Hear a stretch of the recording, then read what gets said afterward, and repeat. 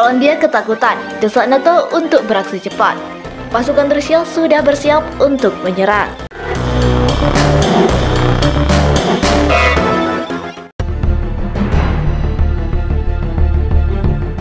Presiden Polandia Andrzej Duda mendesak NATO untuk bertindak lebih cepat jika terjadi serangan dari Rusia, dengan menekankan rencana keamanan baru untuk sayap tempur di aliansi tersebut. Kami ingin mandiri sebisa mungkin, dan kami menjaga keamanan kami, dan apa yang dapat kami tawarkan kepada sekutu kami dengan sangat serius.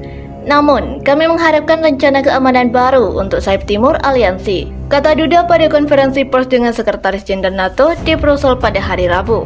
Kami ingin NATO bereaksi lebih cepat terhadap potensi serangan, lanjut Presiden Duda, seperti dikutip dari Anadolu Agency. Desakan itu muncul 2 hari setelah jet tempur NATO mencegat 3 pesawat militer Rusia di dekat Polandia.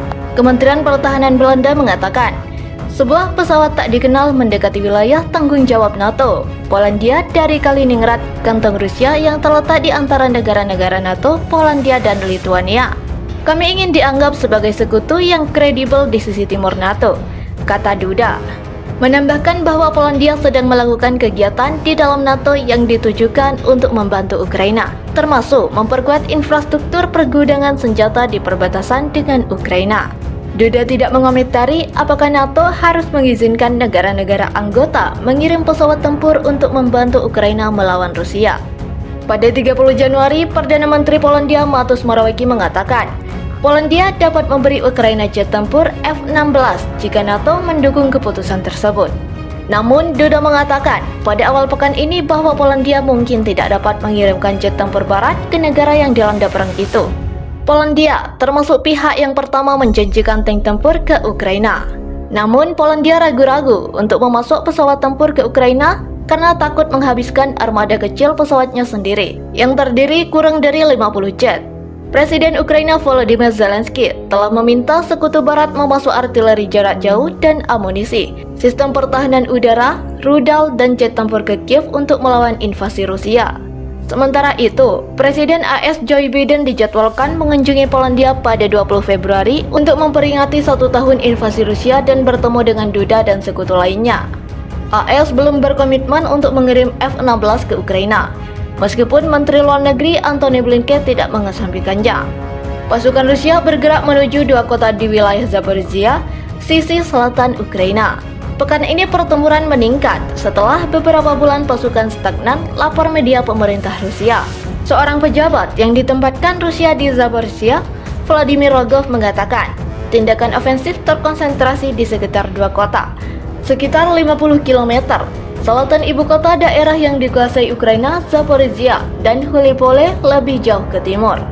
Front bergerak, terutama dalam 2 arah, Orikhiv dan Hulipole, kata Rogov dikutip dari kantor berita RIA Novosti. Dia mengatakan ada pertempuran aktif di daerah-daerah tersebut menurut badan tersebut. Inisiatif ada di tangan kita, imbuhnya. Tentara Rusia kemudian mengklaim mengambil garis dan posisi yang lebih menguntungkan setelah operasi ofensif di wilayah Zaporizhia. Rogov mengklaim telah menyerang posisi Ukraina di desa Lezino, di luar ibu kota daerah Zaporizhia yang belum jatuh ke tangan pasukan Ukraina. Dalam laporan hariannya, tentara Ukraina mengatakan lebih dari 15 pemukiman terkena tembakan artileri di Zaporizhia. Awal pekan ini, Rogov mengumumkan serangan lokal di sekitar Orikhiv dan mengatakan tentara Rusia telah menguasai desa Lubkov dekat sungai Dnieper. Dia juga mengatakan pekan ini bahwa pertempuran meningkat tajam di wilayah selatan. Front di selatan Ukraina baru-baru ini jauh lebih tenang daripada di timur, dengan penarikan Moskow dari kota besar Kherson pada bulan November. Rusia mengklaim telah menganeksasi wilayah Zaporizhia bersama dengan 3 wilayah Ukraina lainnya, tetapi tidak menguasainya secara keseluruhan. Serangan rudal Rusia ke pangkalan militer Ukraina dekat perbatasan Polandia dianggap ancaman bagi NATO. Hal ini diungkapkan Wakil Menteri Luar Negeri Polandia, Marcin Przydacz, sebagaimana dilaporkan BBC. Sedikitnya 35 orang tewas setelah pasukan Moskow membarbardir pangkalan pelatihan militer Yavoriv. Adapun sasaran penyerangan Rusia ini berjarak sekitar 20 km dari perbatasan Polandia, anggota aliansi NATO. Bicara dalam program radio BBC 4, Przydacz mengatakan bahwa langkah Rusia sangat provokatif. Mereka pasti tahu pangkalan militer ini ditempatkan sangat dekat dengan perbatasan Polandia, katanya. Jadi tentu saja Rusia tahu apa yang mereka pukul dan mereka ingin mengancam NATO. Mereka ingin mengirim pesan yang mengancam NATO. Wamenlu ini mengaku khawatir Polandia akan jadi sasaran berikutnya dari Presiden Rusia Vladimir Putin. Polandia merupakan salah satu negara tempat para pengungsi Ukraina kabur dari zona perang. Badan Penjaga Perbatasan Polandia mengatakan lebih dari 1,75 juta orang meninggalkan Ukraina ke Polandia sejak invasi dimulai. Maciej Dušik, wakil rektor untuk pelatihan di Universitas Warsawa, memperkirakan sekitar 1 juta pengungsi tetap berada di Polandia dan sisanya pergi ke negara lain. Pada hari Minggu, 82.100 orang melintasi perbatasan, naik dari 79.800 pada hari Sabtu. Sedangkan Senin ini, 18.400 telah melintasi perbatasan.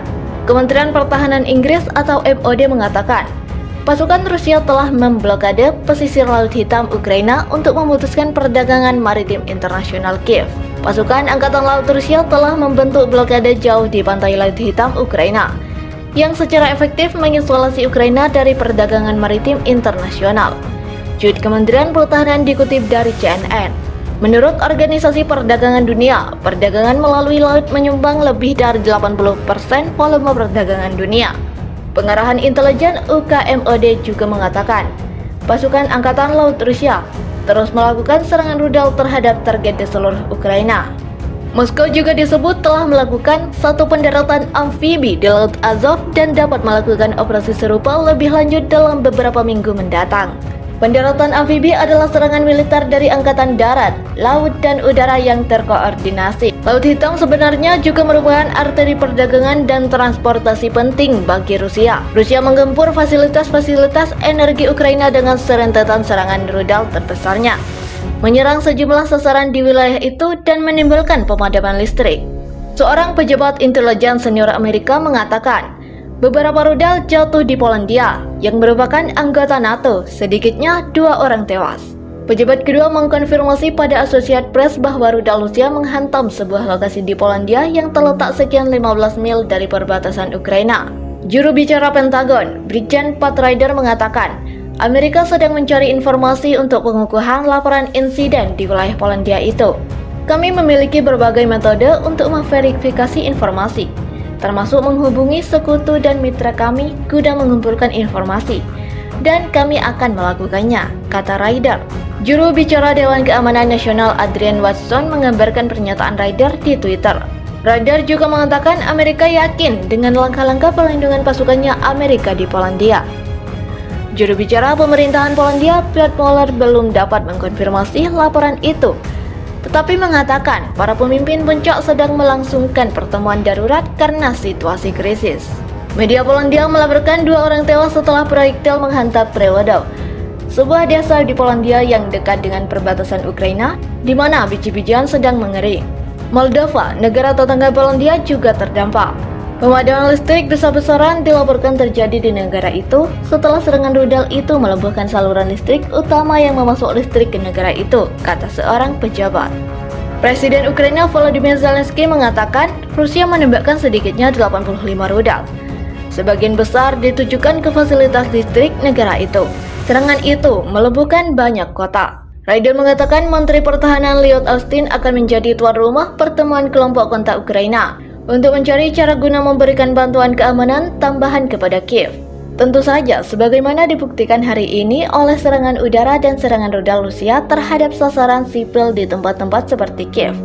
Pertahanan udara masih menjadi prioritas dan kami akan terus bekerja dengan Ukraina tentang bagaimana mendukung mereka dalam pertahanan udara, tegas Ryder.